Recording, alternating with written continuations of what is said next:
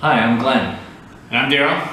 And last year we participated in the Southern Ontario Amazing Race 2015, and there was one challenge in particular that threw us for a major loop, and it was called turnstiles, but we're really pleased to say that we finally figured it out after a long period of time.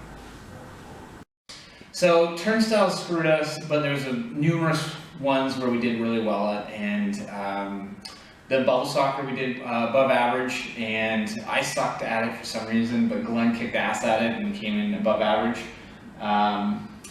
In St. Mary's, we had to do a series of logic puzzles, and although this logic puzzle stumped us, we were able to do a bunch of other logic puzzles and kind of steam through that challenge.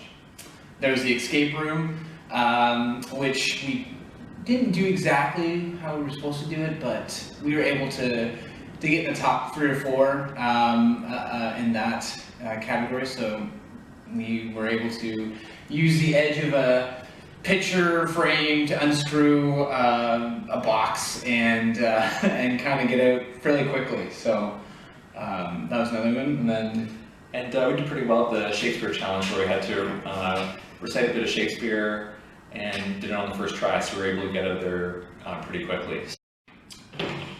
So we did pretty well at a number of challenges last year, but it was this one challenge that really did us in, and we were there for 2.5 hours at that challenge. And I know that if we had gotten through that at the average rate of the other teams, that we would have placed way, way higher.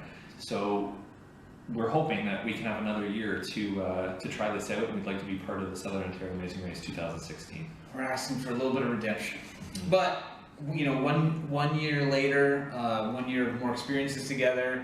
Last year we went to Tunisia, did some backpacking all over Tunisia. This year we backpacked Cuba, hence the Cohibas and Cuba Libras. They're there for a reason. We're not just alcoholics.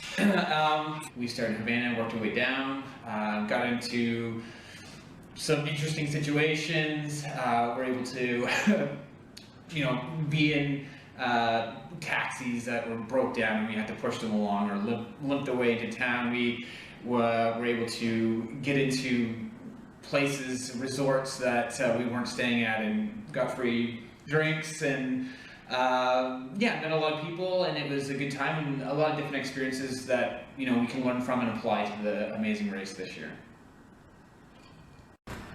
The Children's Foundation of Guelph, Wellington is a fantastic charity in our community that helps out with funding kids' sporting events, breakfast programs, support at Christmas. There's the Trees for Tots program. There's all kinds of things that they do to help out children and families within our community.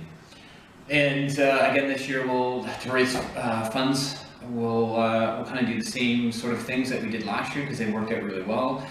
There's the youth tournaments, garage sale, bake sale, those sort of type, and also probably a corporate tournament. And we'll probably incorporate those in our fundraising in this year.